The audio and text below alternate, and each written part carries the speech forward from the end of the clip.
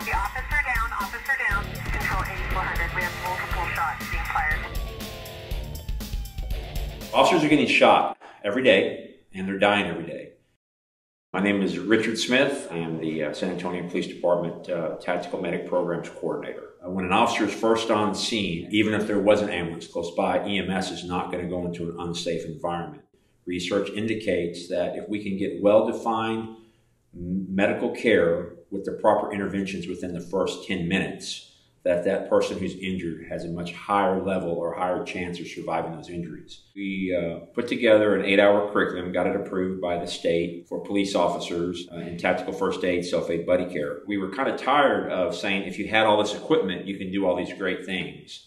So we had an idea of forming the Hope Shield Foundation, and that stands for Helping Officers Prepare and Equip.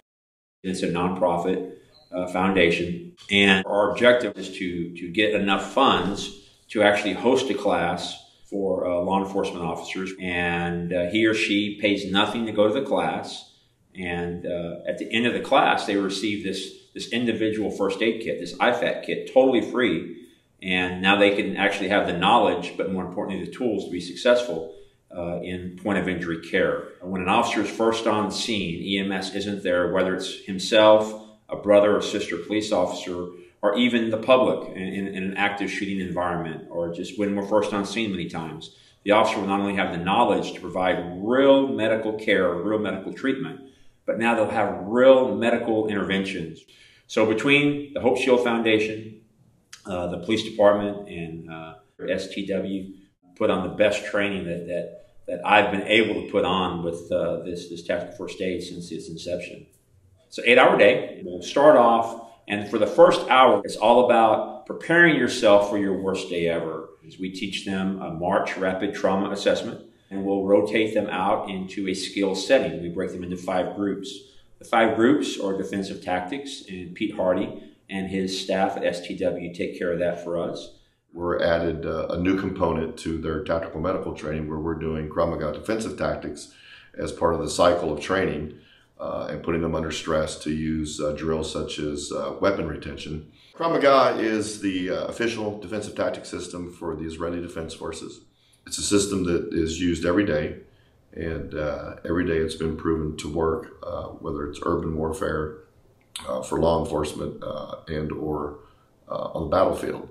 The other side of that is, since it's been brought to the United States, the chief instructor for Krav Maga Worldwide, Darren Levine, is also the chief deputy district attorney in LA County.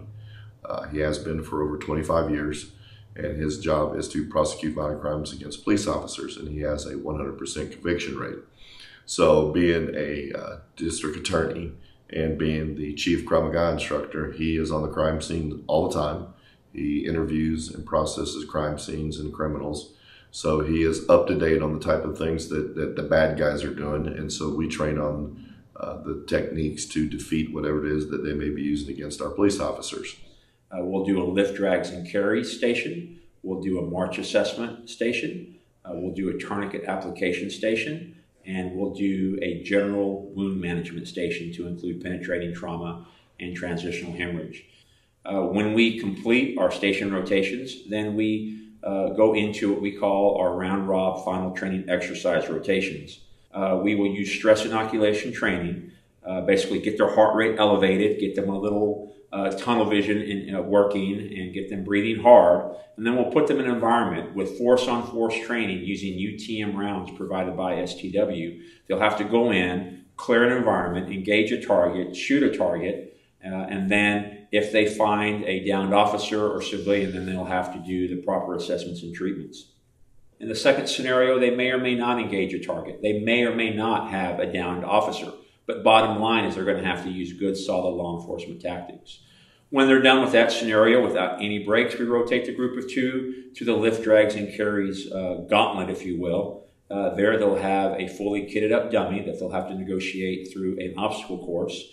Once they've negotiated the dummy successfully through the obstacle course, they'll self-apply tourniquets on themselves and their partner.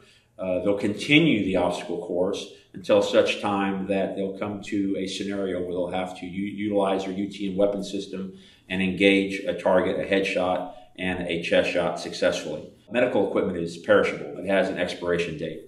So the Hope Shield Foundation and the police department, as well as STW, we've all committed ourselves to these folks. As their gear is used in the field, we're going to replace their gear free. And just as important, if they haven't used their gear and as their gear starts to expire, they come back through another course, we're going to replace all their gear with current in-date equipment. So these officers can do as much, if not more, than a well-trained EMS crew for those types of injuries. They're going to be ready, they're going to have the right mindset, they're going to have the right knowledge, and they're going to have the right equipment to be successful if they find themselves or partners or the public injured. This type of training that we've put on has already saved 2 police officers' lives and has actually saved a citizen's life who was involved in a shooting a week after the officer had attended the course. If it hadn't been for the officer's quick actions, the interventions provided by the Hope Shield Foundation and the training that he received, the person probably would not be alive today, as well as the 2 officers that the equipment has saved.